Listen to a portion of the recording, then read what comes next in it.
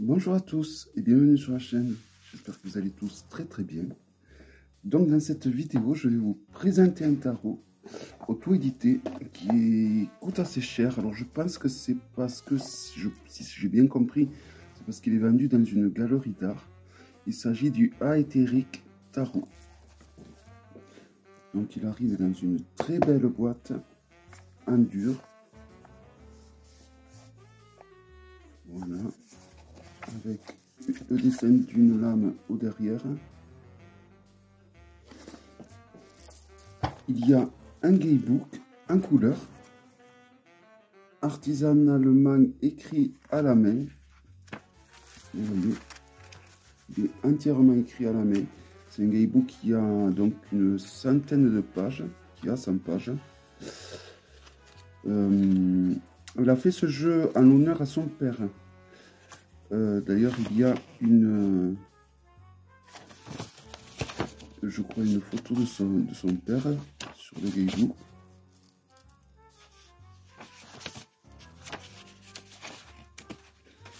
Voici. Donc c'est une dame qui a fait cette œuvre, si je peux dire, Byzantia Arlon. Et elle a également une chaîne YouTube. Voilà. Donc le guidebook, malgré qu'il soit écrit à la main, vous pouvez prendre en photo avec votre smartphone et ça passe à la traduction. J'avais peur que comme c'est écrit à la main, ça me serait compliqué de le traduire, mais non, pas du tout en fait. Comme c'est bien écrit. Voilà. Donc c'est un tarot qui est un peu inclusif. Je dis bien un peu. Voilà, j'avais peur justement quand c'est Nat qui m'a fait connaître ce tarot. Et je l'en remercie d'ailleurs, de la chaîne Angel Taina. Donc quand je l'avais entendu dire qu'il était inclusif, j'ai eu un peu peur au début, parce que souvent les jeux inclusifs, je trouve que ça fait ghetto, ça fait...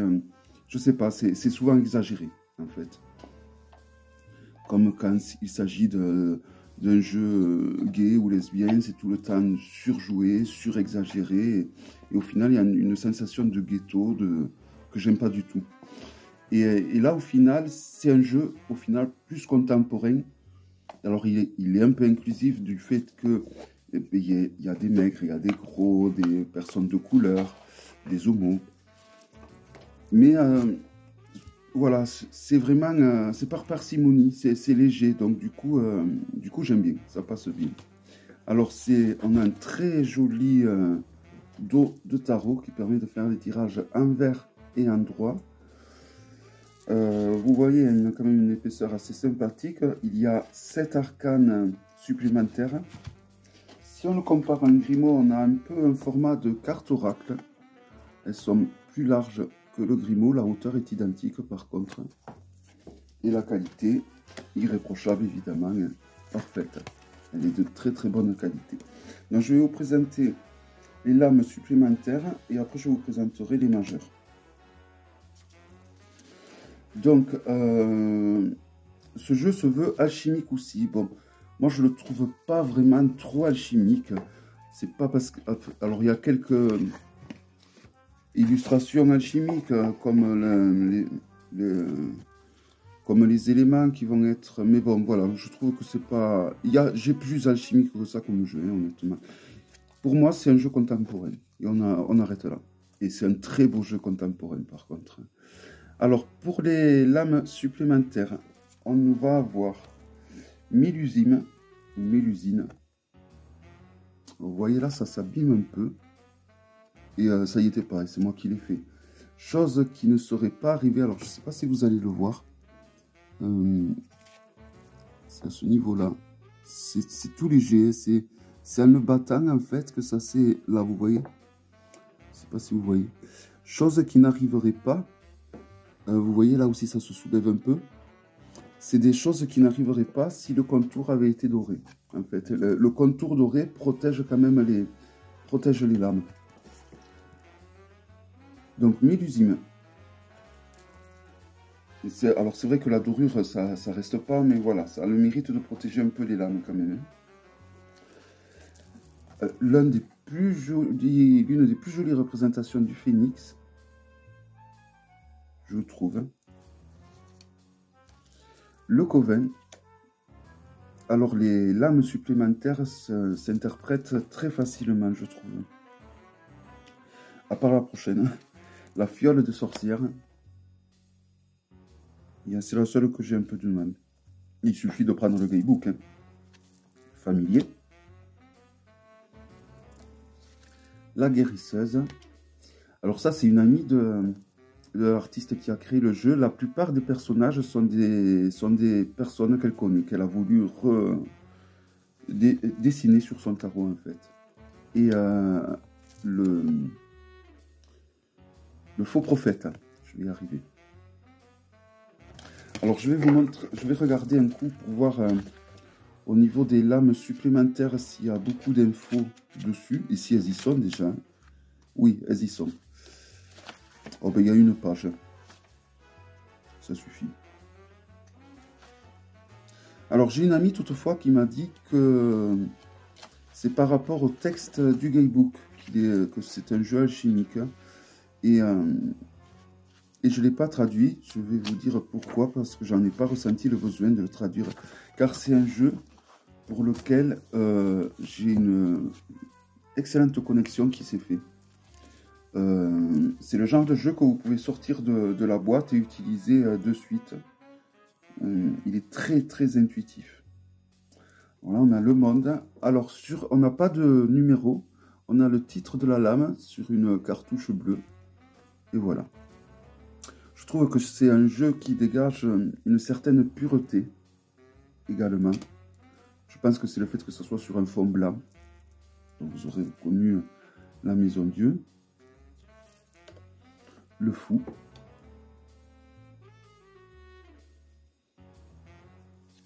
L'ermite, qui est d'ailleurs sur la même falaise que le fou, hein, on ne pourrait croire.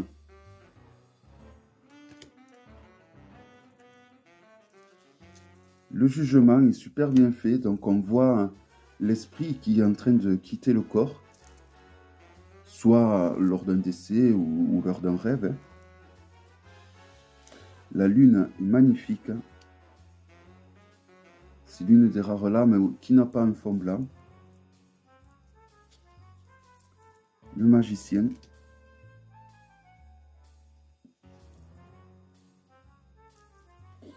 Le diable avec la manipulation.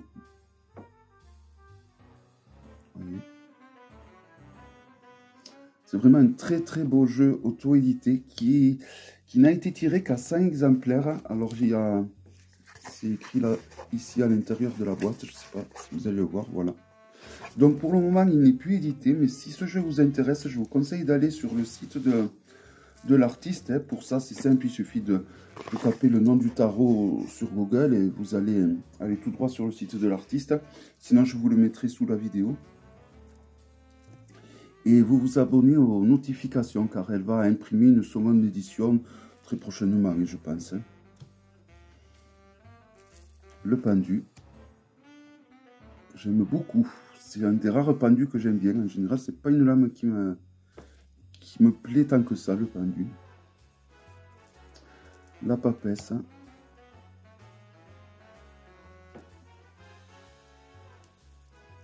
La force. Alors l'avantage du fait qu'il n'y ait pas de numéro sur les lames, c'est que du coup, si vous êtes plutôt de l'école Marseille, vous pouvez placer cette lame en 11 et la justice en 11 en fonction si vous êtes Rider ou Marseille. L'empereur.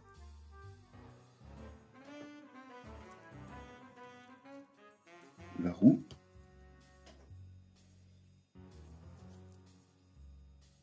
La non-nommée.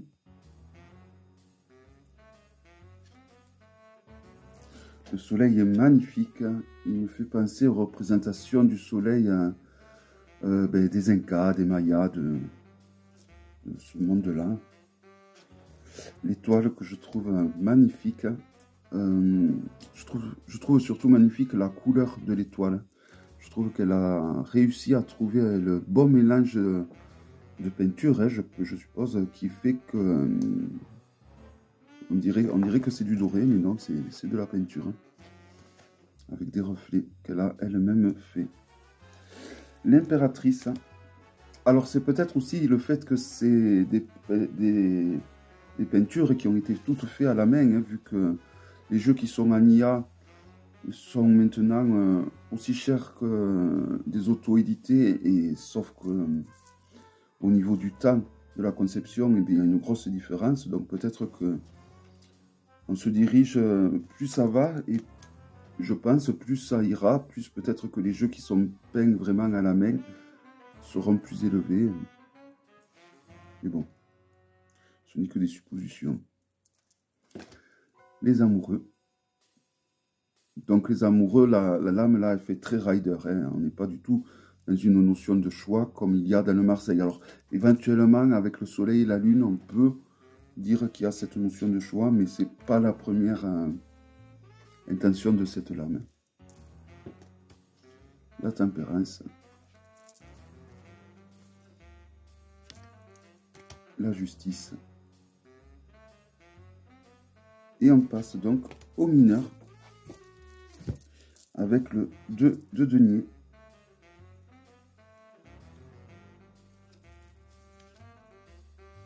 Donc sur chaque mineur, on a l'élément, alors l'élément alchimique normalement qui est représenté. Donc là on devrait avoir la terre que j'ai du mal que je ne trouve pas. Mis à part sur les deniers, mais même pas. Bon, le 2 de denier, de toute façon on le reconnaît sans qu'il y ait le 9 de denier. Le 10 de denier, pardon. Le 10 de denier. Le cavalier de bâton. Donc vous voyez, on a juste le nom de la lame, donc dans une cartouche violette. L'as de coupe qui est magnifique. Les as sont particulièrement réussis, comme c'est souvent le cas dans les jeux de tarot. Hein. Le roi de denier.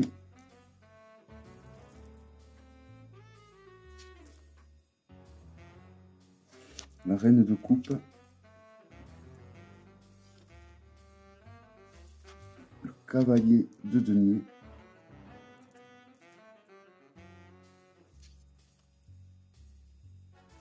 Le 9 des épées. La reine des épées. Le 8 des épées.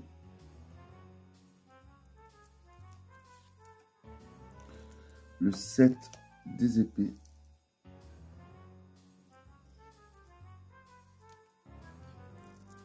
La reine de bâton.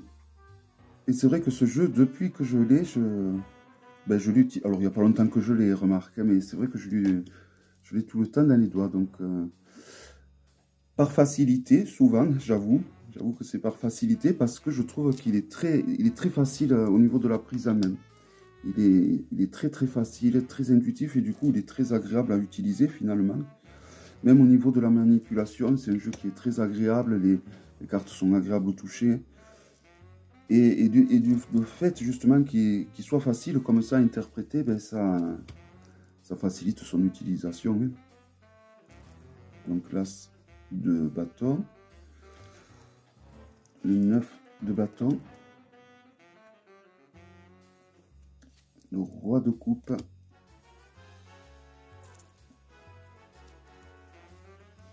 le 5 de coupe,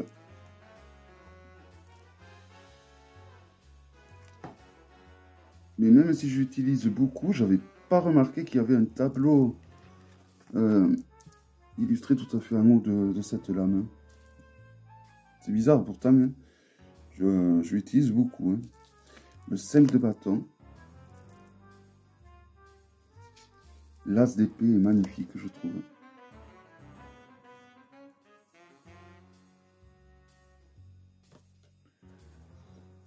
Le 9 de coupe. Donc là, on a un couple. On a deux couples. Un couple hétéro et un couple lesbien.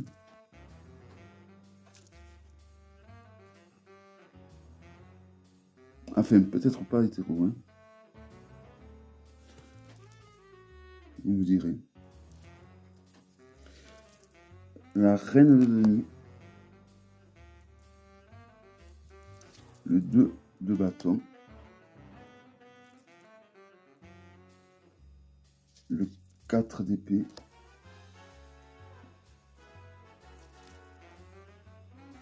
Le 8 de bâton.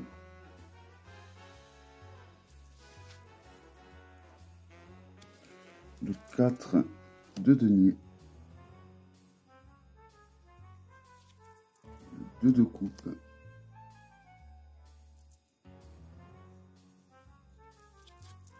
Le 2 d'épée. Pourtant, c'est pas mon premier jeu. Hein, j'en ai plein où les illustrations sont sur un fond blanc, comme celui-là. Mais je trouve que sur celui-là, il y a comme quelque chose de pur qui se dégage. En plus, c'est pas du blanc, c'est un blanc cassé. Hein, c'est pas un blanc flashy. Hein. Mais je sais pas, j'ai l'impression qu'il y a un côté un peu de pureté qui se dégage de ce jeu. Vous me direz si vous avez cette impression également, parce que je l'avais l'impression déjà quand j'ai vu la présentation de ce jeu. Hein. Le 5 des épées. Donc c'est un très beau jeu contemporain qui va rejoindre le Everyday Enchantment que j'ai de Poppy, qui était l'un des rares jeux contemporains que je possédais. 7 de bâton, alors j'ai pas que ces deux, hein, j'en ai d'autres, mais on va dire que vraiment ces deux, ce sont ceux que j'utilise le plus. Le page de denier. Le cavalier d'épée.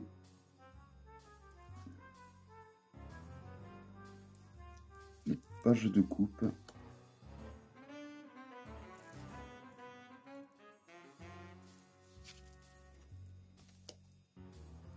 Le 3 de bâton.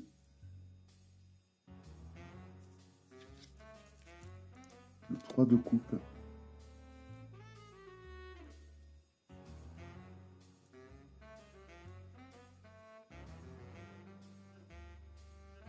Le 10 des épées. Le 9 de coupe.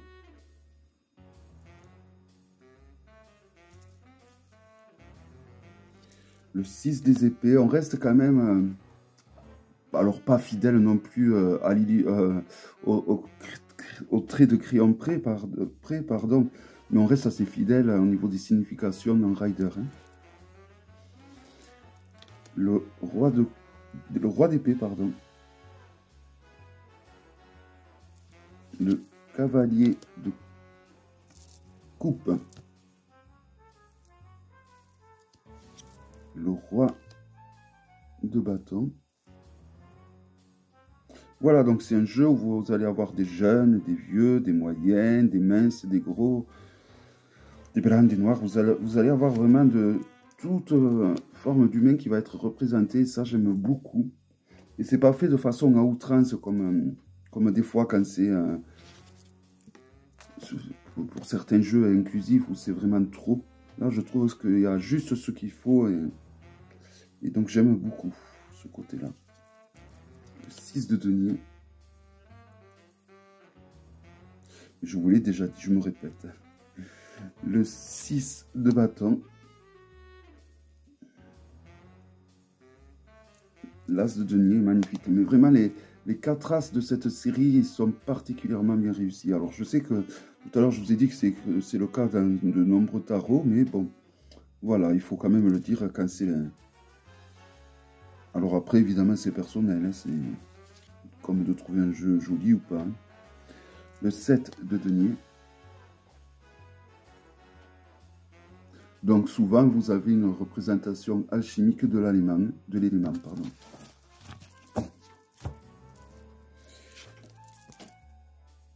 le 4 de bâton.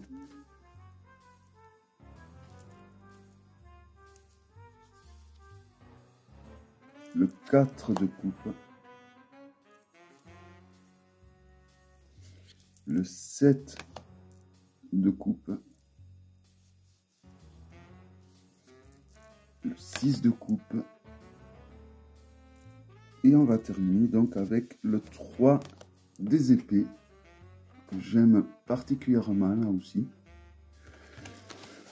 Voilà donc pour la totalité des lames. Alors, ce que j'apprécie, c'est justement, comme je vous ai dit, c'est la prise en main qui se fait vraiment très facilement. Si vous trouvez les illustrations jolies, que vous avez l'impression d'avoir un coup de cœur, sachez que voilà, vous aurez vraiment une prise en main très facile au niveau de ce jeu. Moi, de façon intuitive, il marche super bien. La qualité est là. Voilà, une vraie pépite auto-éditée, je trouve. Donc, il s'agissait de la présentation du Aetheric Tarot. J'espère que cette vidéo vous aura plu. Je vous donne rendez-vous à très bientôt pour une prochaine vidéo. Bye bye.